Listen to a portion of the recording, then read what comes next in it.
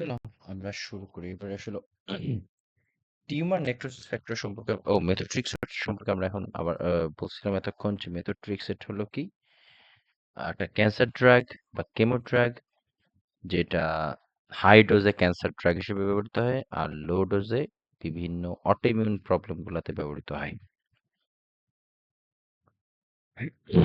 তবে এনক্লেক্সে এটা খুবই আস্ক করে, জিজ্ঞাসা করে আর কি মেথোট্রিক্সের সম্পর্কে। এরপর সে হলো সালফাসেলাজিন, এবং এই সালফাসেলাজিন এদের একটা সাইড এফেক্ট ক্লিয়ার হয়, ইয়েলো অরেঞ্জ ইউরিন হয়। এটা এর আগেও দেখানো ছিল। আচ্ছা, মেথোট্রিক্সের সম্পর্কে আরেকটু বলি। এরা এই methotrexate at a time anti metabolite,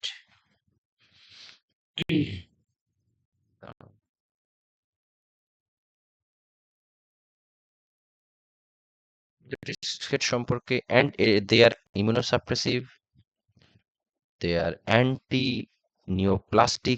neoplastic means anti cancer আর কি, হ্যাঁ। আর অ্যান্টি মেটাবোলাইট, এরা হলো যে তোমার যে ড্রাগ গুলা, অ্যান্টি মেটাবোলাইট বলতে বোঝায় যে ড্রাগ গুলা এমন অ্যান্টি মেটাবোলাইট এবং অ্যান্টি নিউপ্লাস্টিক বোথ আর আসলে ক্যান্সার রিলেটেড আর কি, হ্যাঁ। তার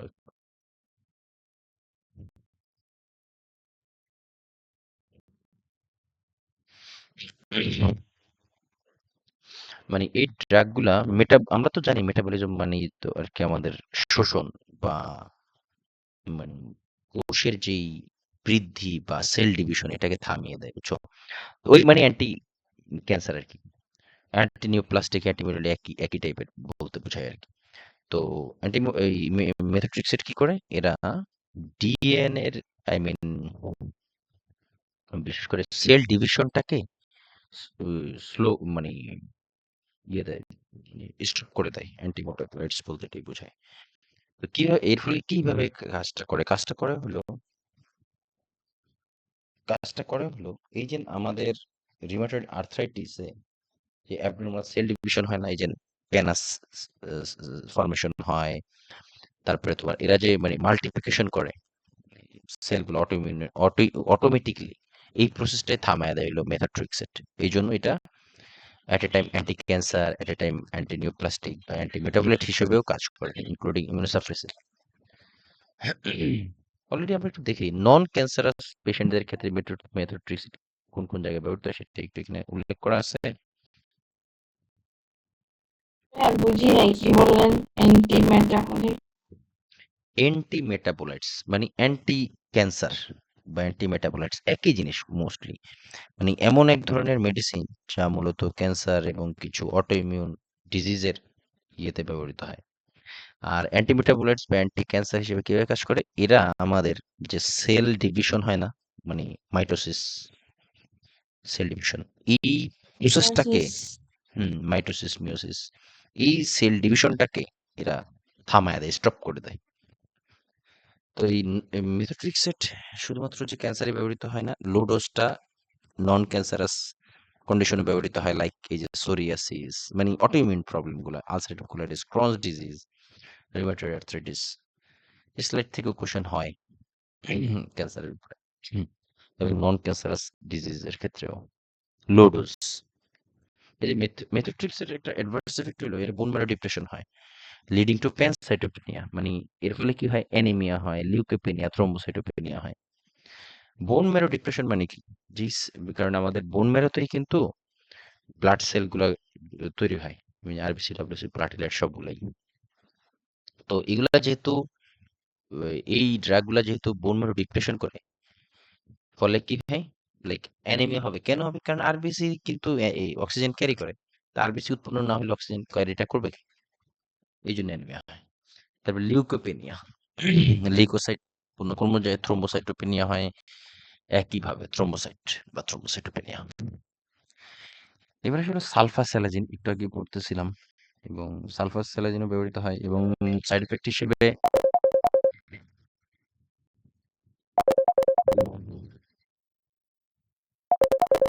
দাঁড়াও। তো সালফাসালাজিন হিসেবে সালফাসালাজিন ইজ এন এফেক্টিভ ডিমার্ড মানে disease modifying rheumatoid disease modifying anti rheumatoid arthritis. একটু দাঁড়াও। জয়ী জয়ী জয়ী। তো সালফাসালাজিন বিষয়ে sulfasalazine is an effective DMARD for the treatment of rheumatoid arthritis.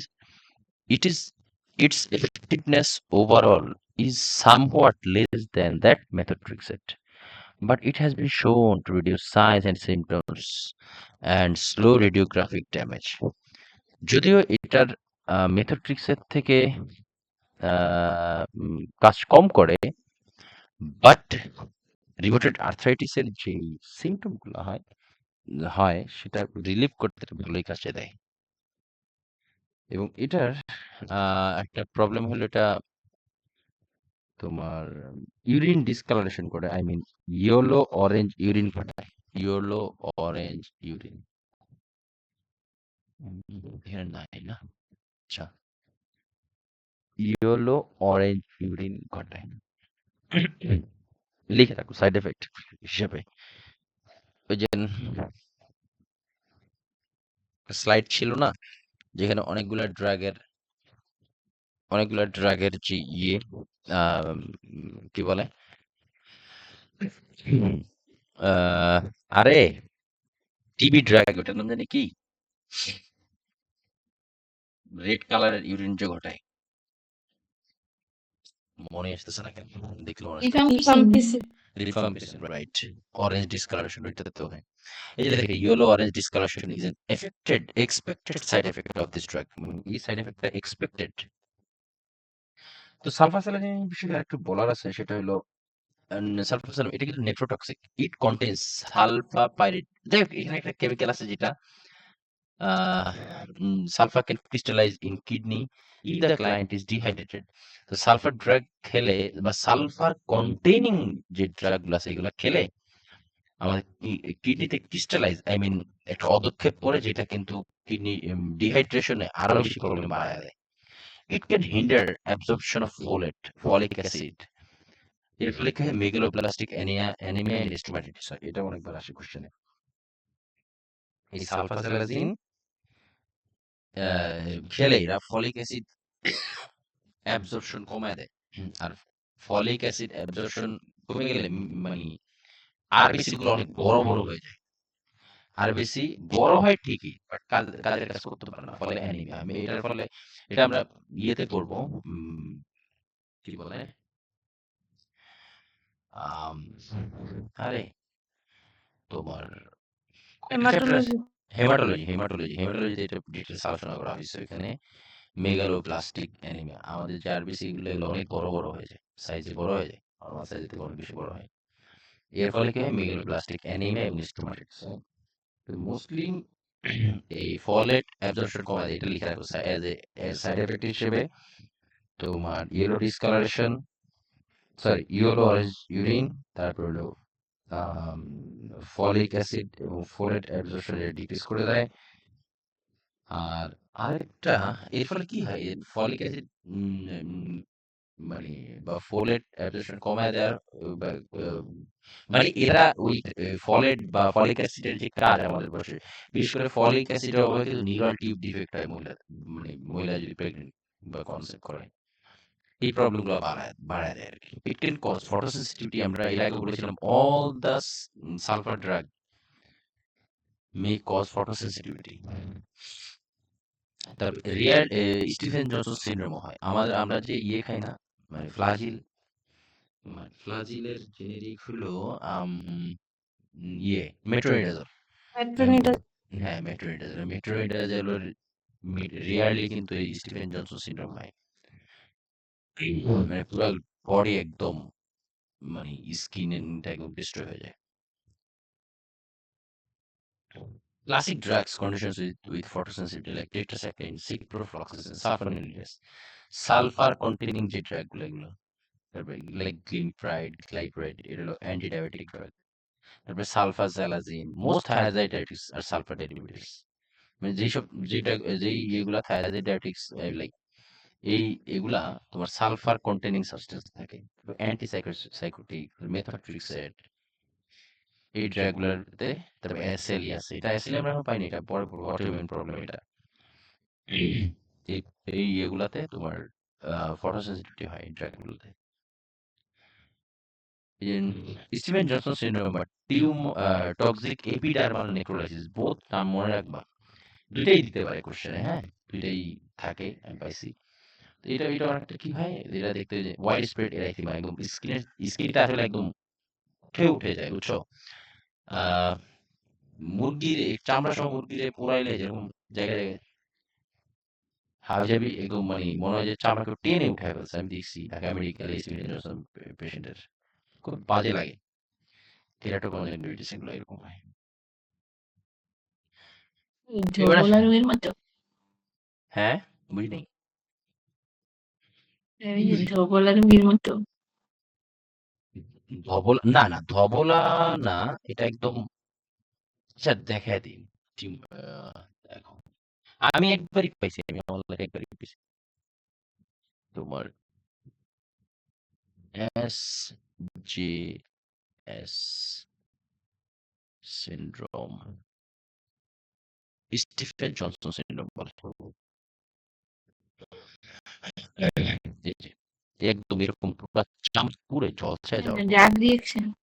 হ্যাঁ, ড্রাগ রিঅ্যাকশন হয় এটা। আমি একবার পাইছিলাম ঢাকা মেডিকেল। হ্যাঁ, আমিও পাইছিলাম। আসলে হাইড্রক্সিক্লোরোকুইন,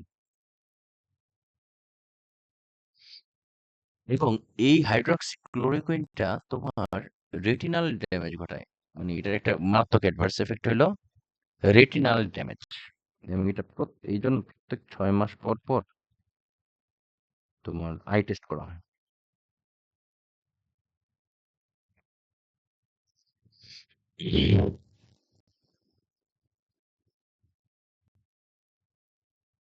কর্টিকোস্টেরয়েড সম্পর্কে নতুনভাবে বলার কিছু নাই, এটা অলরেডি আমরা জানি যে Intra articular injection is in initial stage. অনেকে শুনে থাকবে যে হাঁটুতে ইনজেকশন দেয়, এটাই হলো কর্টিকোস্টেরয়েড দেওয়া হয় to reduce the inflammation. Initial স্টেজে এটা দেওয়া হয়। 12 পেজে নাও থাকতে পারে, 13 নম্বর পেজে যাও, আই মিন পরের পেজ যাও, 11 নম্বর পেজে নাও থাকতে পারে। এর হাড্ডির ভিতরে। হ্যাঁ, শুনো নাই যে হাঁটুতে ইনজেকশন দেয়। হ্যাঁ ভাইয়া এই শুনছি। এই আসলে physical therapy, heat treatments like warm bath, মানে আচ্ছা ওয়ার্ম বাথ দিলে তোমার রিল্যাক্স হয়, বুঝছো? মাসেল গুলা রিল্যাক্স হয় ওয়ার্ম বাথ। তারপরে শাওয়ার, তারপরে কি হুইরলপুল বাথ, হুইরলপুল আছে এগুলো মানে নন মেডিসিনাল আর কি। হুইরলপুল বাথ গরম পানিতে বসে থাকে একটু এরকম, এটা হলো হাইড্রোথেরাপির ভিতরে পড়ে। দেখবা কোথাও ব্যথা লাগলেই ইনিশিয়ালি ফার্স্ট 24 আওয়ার্সে ঠান্ডা কোল্ড কম্প্রেস, দেন ওয়ার্ম কম্প্রেস। ওয়ার্ম কম্প্রেস দিলে হয় কি রিল্যাক্স হয়, মাসেলের ব্লাড সার্কুলেশন বাড়ে। তারপর আসলে প্যারাফিন ওয়াক্স, এই প্যারাফিন ওয়াক্সটা এক প্রকার ওই যে আম, কি বলে উম, প্যারাফিন, এই যে তোমার বিভিন্ন গ্যাসিয়াস সাবস্টেন্স, ব্যথাটা একটু কম এরকম মনে হয়, বুঝছো? মোয়েস্ট কম্প্রেস, এইগুলোই সার্জারি কি to replace damage joint. Finally যদি এগুলোতে কাজ না হয়, একদম জয়েন্ট মানে যে ইয়েতে মানে জয়েন্ট ইয়ে হয়েছে, ড্যামেজ হয়েছে, এটা রিপ্লেস করা হয়। তবে এটা আমি দেখি নাই রিপ্লেস করতে কাউরে। এবার আসলে nursing management, perform range of motion exercise several Times a day. আরেকটা জিনিস এখানে লিখে রাখো, সেটা হলো যখন পেশেন্টের এক্সাসারবেশন হয়, আই মিন যখন কন্ডিশন ড্যামেজ মানে খারাপ থাকে, তখন কিন্তু রেঞ্জ অফ মোশন করা হয় না। লিখে রাখো এটা, এটা একটা কোশ্চেনে পাওয়া গেছে।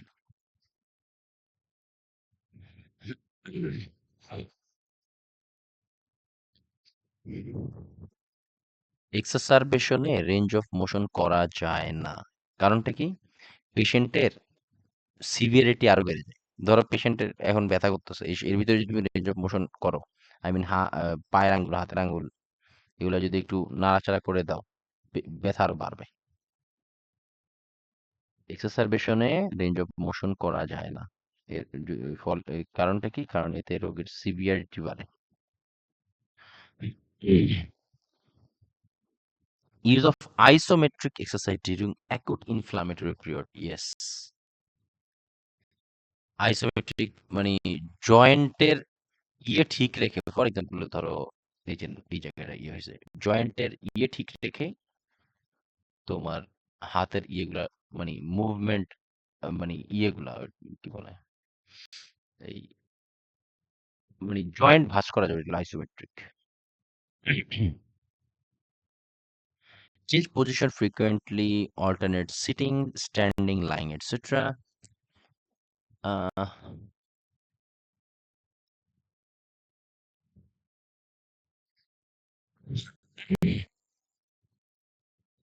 ensure balance between alternate sitting, standing, lying. Ensure balance between rest and activity. 1 to 2 second scheduled rest periods throughout the day. Sorry, 1 to 2 এক থেকে দুইবার আর কি scheduled rest periods throughout the day. If splits are used, remove 1 to 2 times per day for gentle range of motion. যদি কোনো split ব্যবহার করা হয়, like মানে মুভ জয়েন্ট যাতে এক বরাবর থাকে, সেই কিছু ব্যবহার করা, তাহলে এটা খুলে রেঞ্জ অফ মোশন করা যেতে পারে। Ensure bed rest if ordered, like provide firm mattress. অ্যানক্লেক্সে সফট ম্যাট্রেস যেখানেই পাবা সেখানেই বাদ। অ্যানক্লেক্সে all time firm mattress, all time একটা শব্দ মাথায় রাখবা, ম্যাট্রেস হইতে হবে কি ফার্ম, ফার্ম ম্যাট্রেস। এই লাইনগুলো আছে না, এই যে এখান থেকে এই পর্যন্ত, এর প্রত্যেকটা অপশন ছিল, প্রত্যেকটা। Provide firm mattress, maintain proper body alignment, have the client lie in prone for half hour twice a day. Very important. এটা এর আগেও আমরা ইয়েতেও পড়ছিলাম, বিশেষ করে অ্যাম্পুটেশন পেশেন্টের ক্ষেত্রে এটা করা হয়। কেন করা হয় একটু পরে বলতেছি। বিশেষ করে ওই ফ্লেকশন কন্ট্রাকশন প্রিভেন্ট করার জন্য একটু পরে বলতেছি। অ্যাভয়েড পিলোস আন্ডার দ্য নিস, এবং নিয়ের নিচে যেন কোনো বালিশ না থাকে। আচ্ছা, কেন পেশেন্টকে লাই পজিশনে করা হয়? এটা ওই ইয়েতেও দেখা যায়, যখন ও হ্যাঁ এখানে put the patient in front position helps to prevent flexion contracture. আমরা ফ্লেকশন মিন্স লম্বা করা, আর সরি ফ্লেকশন মিন্স মানে বডির দিকে এনে কন্ট্রাক্ট করা, বডির দিকে নিয়ে আসা। আর এক্সটেনশন তো বুঝো, মানে টুয়ার টুয়ার মানে কি আম, ইয়ে কি দিছে তো নাকি, মানে ফ্লেক্সটরিন এক্সটেনশন তো বুঝোই আর কি, এখানে বলার case. Helps to prevent flexion contracture, contracture মানে কি সংকুচিত হয়ে যাওয়া, লাইক রিউমাটয়েড আর্থ্রাইটিস, এবং আফটার অ্যাবোভ নি অ্যাম্পুটেশন। ইয়েস, এখন আসি নাই ওটাই, তবে নি অ্যাম্পুটেশনও এই প্রন পজিশনে শুয়ে রাখতে হয়। এর ফলে কি হয়, মানে ফ্লেকশন কন্ট্রাকচার মানে উপর হয়ে শুয়ে থাকতে বলা হয়, যাতে করে তোমার উপর হয়ে শুয়ে থাকলে আমাদের বডির যেই মানে ডায়ামিটারটা, এটা হোল অনেক জায়গায় বেশি বিস্তৃত হয়। আর এই এই ইয়েতে রিউমাটয়েড আর্থ্রাইটিস এই জন্য এটা বলা হয়েছে যে to prevent the flexion contracture. আর একটা হলো অ্যাবোভ নি অ্যাম্পুটেশন, এই ক্ষেত্রে এটা করা হয়, ইম্পর্টেন্ট আসে, এটাও প্রায় আসে।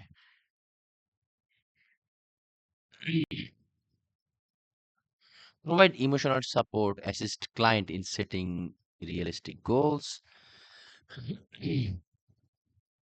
তারপরে discharge teaching device to help with activity of daily living, like কি ওই যে ইয়ে মেশিনগুলো, সিপিএম মেশিন আর কি। Maintain balance between activity and rest, maintain well balanced diet. Well balanced diet বলতে ওই যে কি বলে, ফলিক অ্যাসিড, এগুলা খাওয়ানো বাড়াইতে হবে, বুঝছো? বিশেষ করে তোমার মাল্টিভিটামিন ট্যাবলেট দেওয়া হয় এইসব কন্ডিশনে। তারপরে সালফার কন্টেন্ট বা সালফার আছে এমন খাবার দাবার কম খেতে হবে। তারপরে বাদ দিতে পারি আমরা কি ধরনের, লাইক সালফার যেহেতু ব্যালেন্স ডায়েট আর বিশেষ করে ব্যালেন্স ডায়েট কেন খেতে হবে? যে সালফার কন্টেইনিং যেই ড্রাগ গুলো আমরা সালফার কন্টেইনিং খাবার তো বাদ দেওয়ার বিষয় না। বিষয়টা হলো এখানে যে সালফাসালাইজিন যে ড্রাগটা ব্যবহার করে এর ফলে কি হয়? ফলিক অ্যাসিড অ্যাবজর্পশন কমে যায়, তাই না?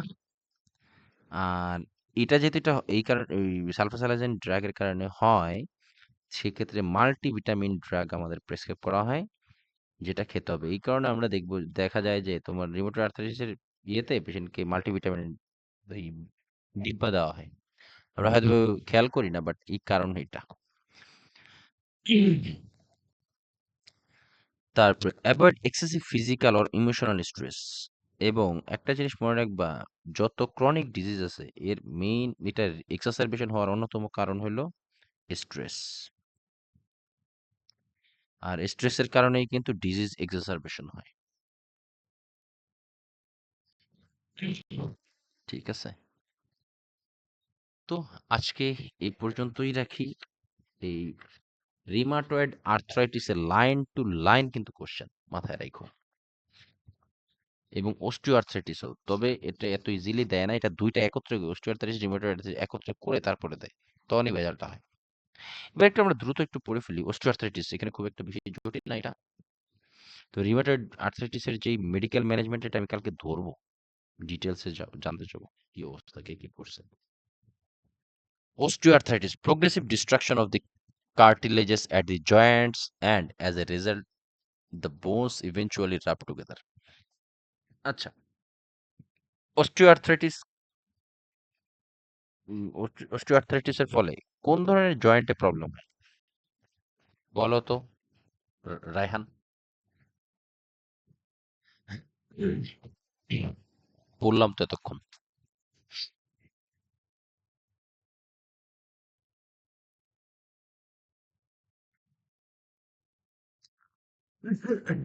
কোন ধরনের জয়েন্টে ইয়ে হয়?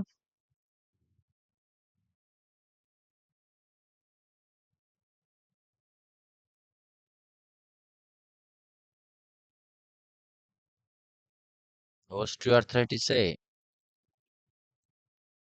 ওয়েট বিয়ারিং জয়েন্ট গুলাতে প্রবলেম।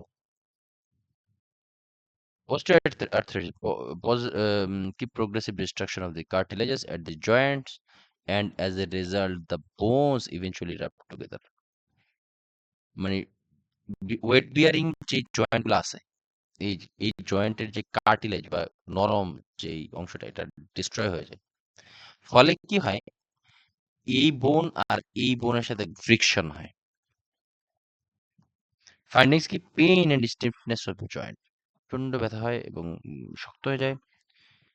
পসিবল ক্রিপিটেশন, ক্রিপিটেশন মানে হলো রাবিং সাউন্ড। এই যে এই দুইটা বোন যে ঘষা খায় না, এর ফলে যে সাউন্ড হয় এটা হলো ক্রিপিটেশন সাউন্ড বলে, rubbing sound. Crepitation means rubbing sound, rubbing.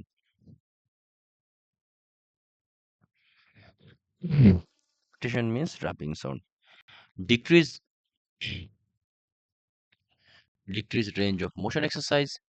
তারপরে হ্যাবার্ডেস নোডস বা বোশার্ডস নোডস, ইয়েস, এই দুইটা শব্দ খুবই গুরুত্বপূর্ণ। হ্যাঁ, এই যে দেখো, ধরো হ্যাবার্ডেন এই বোশার্ডস নোড হলো মানে এগুলো তো যদি এখান দিয়ে দেখানো হয়েছে, এই যে আঙুল গুলাতে তোমার ফুলে যায়, হ্যাবার্ডেন্স নোড এবং বোশার্ডস নোড, আঙুলের ইয়েগুলা জাস্ট মাথায় রাখবে কি জয়েন্টের সাইডে সাইডে ফুলে যায়, এটা হলো হ্যাবার্ডেন্স নোড এবং বোশার্ডস নোড, ফুলে যায় জয়েন্টের এগুলো। Bony overgrown at interphalangeal joints. Medical management কি, heat application, blood circulation, intra articular injection of corticosteroids, এর আগেও বলছি একটু আগেও। এবং এই ইন্টার আর্টিকুলার এবং এটা লোকালি কাজ করে। দেখবা যাদের পায়ে ব্যথা না, আই মিন হাঁটুতে ব্যথা, তাদের কিন্তু ওই হাঁটুতে ইনজেকশনটা দেয়।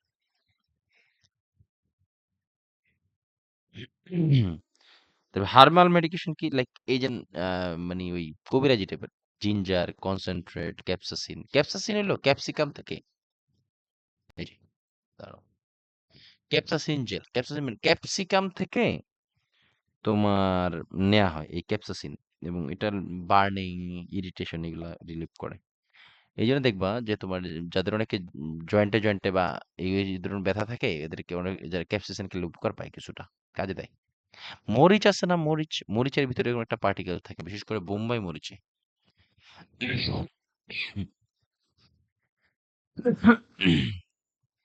তারপর আসলে নার্সিং, এখানে আছে ক্যাপসাইসিন, derived from capsicum বা hot pepper, can cause local irritation, burning, stinging, erythema, etc. Capsaicin.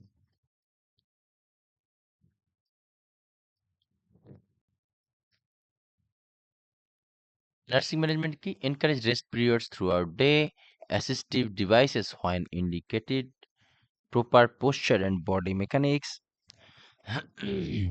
weight reduction if obese. যদি বেশি obese হয় তাহলে ওজন কমাতে হয়, কারণ এটা জয়েন্ট ওয়েট বেয়ারিং জয়েন্ট গুলাতে প্রভাব ফেলে। Range of motion exercise and isometric exercise. Avoid excessive wait bearing. Yes, বেশি ওজন যাতে না নেওয়া হয়, কারণ যত বেশি ওজন নেবে তত বেশি ওয়েট বেয়ারিং জয়েন্টগুলোর উপরে তোমার চাপ পড়ে। Maintain proper body alignment. আর এক্সারসাইজ হিসেবে বিশেষ করে তোমার swimming, osteoarthritis, swimming is the best exercise. Exercise for osteoarthritis, like swimming is a good exercise. Avoid excessive weight bearing. Swimming is not sufficient for ও আচ্ছা, আরেকটা জিনিস হলো আমরা অলরেডি বলছি যে অস্টিওপোরোসিস আলাদা, অস্টিওআর্থ্রাইটিস আলাদা। অস্টিওআর্থ্রাইটিস মিন্স জয়েন্টের যে কার্টিলেজ এটা ডিস্ট্রাকশন হয়, বনে বনে ঘর্ষণ, তাই না? আর অস্টিওপোরোসিস হলো জয়েন্ট ঠিক আছে বাট বোনসের ভিতরে ফাঁকা হয়ে যেতেছে, এটা হলো অস্টিওপোরোসিস। আর অস্টিওপোরোসিসের ক্ষেত্রে ওয়াকিং ইজ দ্য বা weight bearing exercise is the best exercise. আর অস্টিও আর্থ্রাইটিসে ওয়েট বিয়ারিং এক্সারসাইজ কিন্তু ব্যাড, মানে খারাপ। অস্টিও আর্থ্রাইটিসে swimming is the best exercise, কারণ প্রত্যেকটা জয়েন্ট খুব ভালোভাবে কাজে লাগে। সুইমিং আর অস্টিওপোরোসিস আমরা কেন সুইমিং কে না বলি, নিষেধ, মানে নিষেধ না, আই মিন কাজে দেয় না খুব একটা সামগ্রিকভাবে। Swimming is not sufficient for osteoporosis. Weight bearing exercise বা walking is good for osteoporosis. Already এই জিনিসটা অলরেডি জানানো হয়েছিল।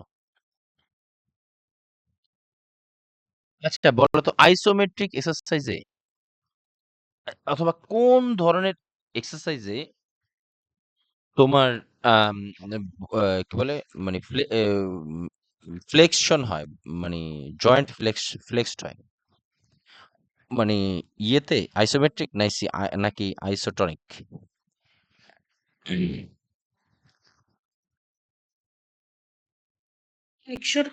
ফ্লেকশন হয় হচ্ছে আইসোটোনিক। আচ্ছা, ফারহানার সাথে একমত না কে কে বলো তো? সবাই একমত? এটা ভুলে যাওয়ার চান্স বেশি, হ্যাঁ। তাও আরেকবার একটু দেখো, এই যে এটা হলো আইসোটনিক, হ্যাঁ। মাসল কন্ট্রাক্ট করলে আইসোটনিক, আর কন্ট্রাক্ট না করলে, এই যে মানে এটা যদি না ভেঙে আসে তাহলে আইসোমেট্রিক। জয়েন্টের লেংথ ঠিক রেখে জাস্ট মুভমেন্ট করে, এটা হলো আইসোমেট্রিক। আর জয়েন্ট কন্ট্রাক্ট করলে সেটাকে বলা হয় আইসোটনিক, টনিসিটি। এটা এই চ্যাপ্টারের ক্ষেত্রে এই এই টার্মিনোলজি খুবই জিজ্ঞাসা করে আসে, এটা বুঝতে হবে, এটা না বুঝলে অনেক জিনিস মিলাইতে পারবো না।